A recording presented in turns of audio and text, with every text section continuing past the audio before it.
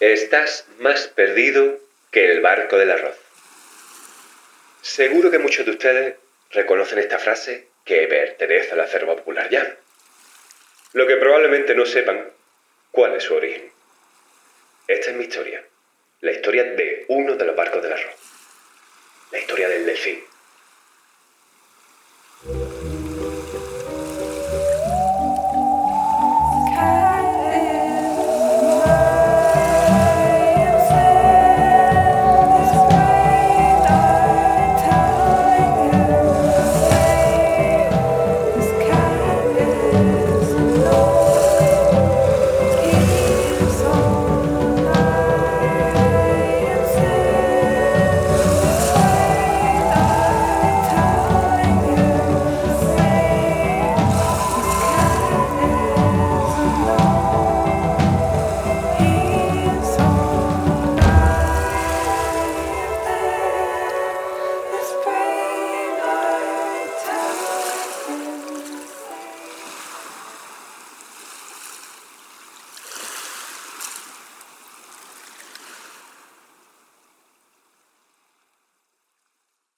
En el imaginario y en la leyenda del pueblo de la Axarquía y de Málaga, siempre se ha hablado de un barco del arroz como una expresión popular en el cual se decía que si algo se había perdido, alguien se había perdido, está más perdido que el barco del arroz. Supuestamente ese era un barco que traía arroz aquí, a Málaga, y para proporcionar alimentos, supuestamente en una época convulsa de guerra, ¿no?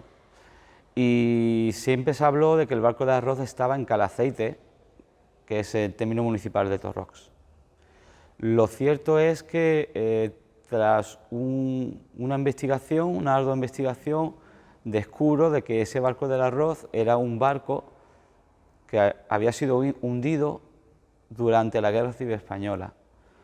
La gente, cuando me hablaba del tema, decía, eso es un barco antiguo, no sabían de dónde venía o por qué había acabado ahí. Y es a raíz de mi investigación que descubro que ese barco era un barco de avituallamiento y de transporte, era un vapor que se dedicaba a traer alimentos y avituallamientos y, bueno, y cosas necesarias para Málaga durante los primeros meses de la Guerra Civil.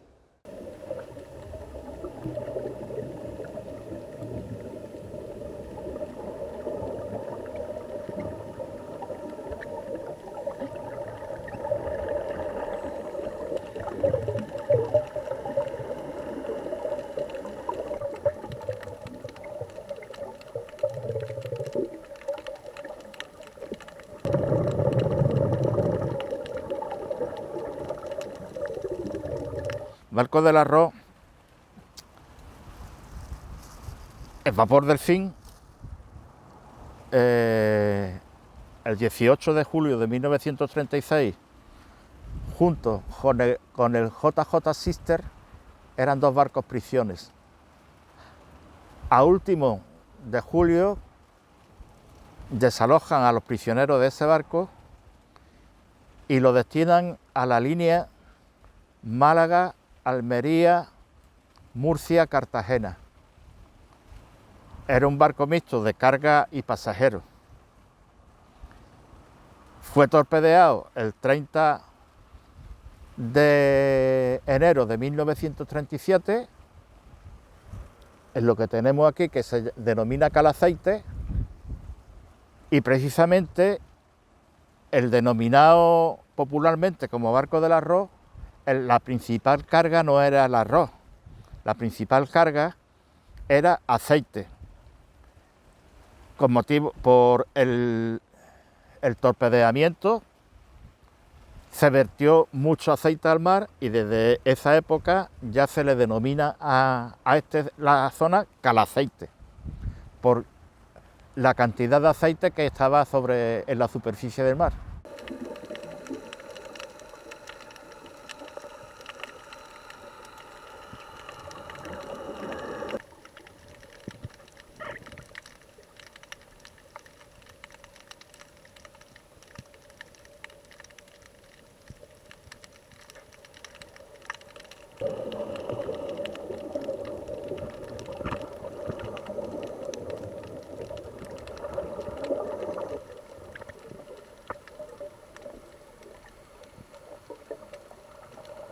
el día 30 de enero de 1937 venía con un cargamento de aceites, alpargatas y otros alimentos al puerto de Málaga, y un poco antes de la altura de Torrox, dos aviones alemanes Heinkel 59, que estaban haciendo una labor de exploración y de observación, lo detectan, vuelven a la base que la tenían en Melilla y lanzan el ataque aéreo buscándolo. Salen otra flotilla de cazas y lo localizan e intentan hundirlo. ¿Qué es lo que ocurre? El primer torpedo no sale por un mal funcionamiento y el segundo torpedo cae al agua y empieza a girar en espiral. Y esto fue un indicativo para que el capitán del barco se diera cuenta de que lo estaban atacando. ¿Y qué hace el capitán del barco? Se adentra a la costa para embarrancar. Embarrancar significa dejar el barco en el fondo y quedar totalmente inmovilizado. Eso tiene dos respuestas. Eso se hacía porque, primero, si dejaban de atacarlo, cabría la posibilidad de volver otra vez a fletarlo y a sacarlo otra vez a la mar. Entonces el capitán hizo eso con la intención posiblemente de intentar otra vez ponerlo a flote. ¿Qué es lo que ocurre? Que la tripulación alcanza en la costa, en botes, los botes salvavidas que tenía el Delfín, y da el aviso a los comités del Frente Popular de aquel tiempo, especialmente el Comité de Enlace de Vélez Málaga, quien pone a disposición del capitán un destacamento de milicianos con la intención de ayudarle para otra vez fletar el barco, porque vieron que los aviones habían ido. ¿Qué pasa? Cuando llegan allí, se suben otra vez al barco e intentan otra vez ponerlo en funcionamiento, pero el mismo día, acto seguido, llega otra flota de aviones. Entonces la tripulación con los milicianos vuelven a la costa y se esconden. Y ya no volvieron más. Se fueron y dejaron ahí el barco a su suerte.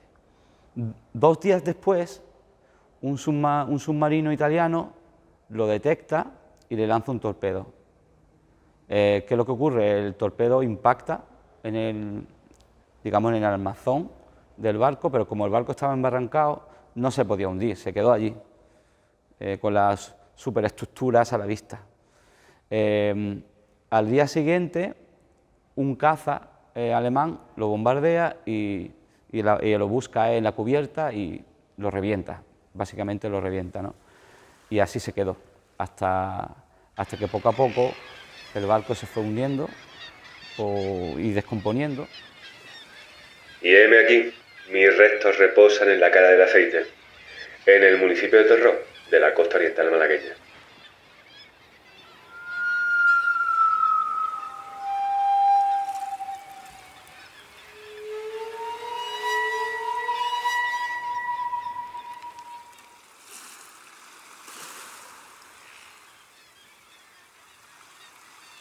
Fui construido en Belfast y comprado por el gobierno español. Debería tener acento inglés, pero llevar tantas décadas en la Cala del Aceite ha hecho que irremediablemente se me pegue el acento. Se nos conoce como los barcos del arroz, o se nos conocía más bien, pero transportábamos víveres de toda índole.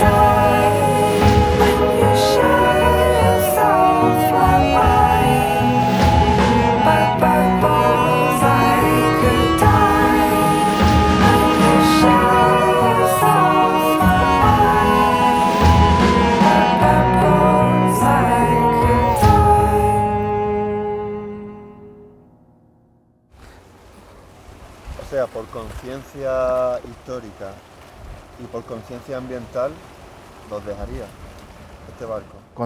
Sí, por supuesto, ese barco debe de estar ahí. Ese barco debe de estar ahí. Y como he dicho antes, hacer una divulgación general a nivel comarcal de lo que tenemos y de lo que sucedió. Divulgación escolar, y sobre todo divulgación escolar, a nivel escolar y a nivel de instituto. Es una memoria, digamos, es una memoria que está ahí y que debemos asumir lo que pasó.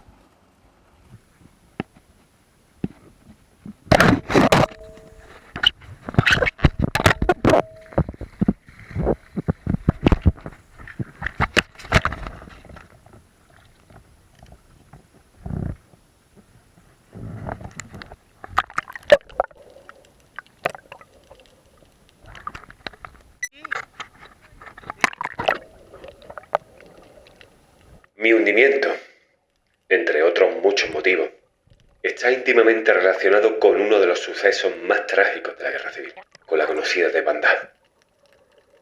Yo fui testigo. Eso no fue un acto de guerra, fue un acto de crueldad contra una población indefensa. Fue un crimen de lesa humanidad, las máquinas fascistas contra ciudadanos que perdían alpargatas por el camino. La desbandada ocurre una semana después, pero sí tiene una conexión que fue la siguiente. Málaga en aquel tiempo, en febrero del 37, justo antes de la desbandada y unos meses antes de la desbandada, recibe la afluencia descomunal de refugiados de otras partes de Andalucía, de la zona de Sevilla, de Cádiz, Córdoba incluso y Granada.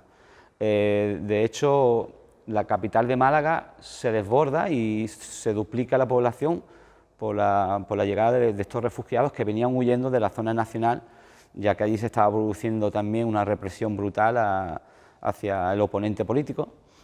Y está la cantidad de refugiados que los otros pueblos de la Axarquía y de zonas de Málaga tienen que acoger esa afluencia y hospedar a esa gente, especialmente aquí en Vélez. La iglesia de San Juan se convirtió en residencia de refugiados que venían del Salar, de Moraleda de Zafallona, venían de Alhama de Granada, de un montón de pueblos de Granada.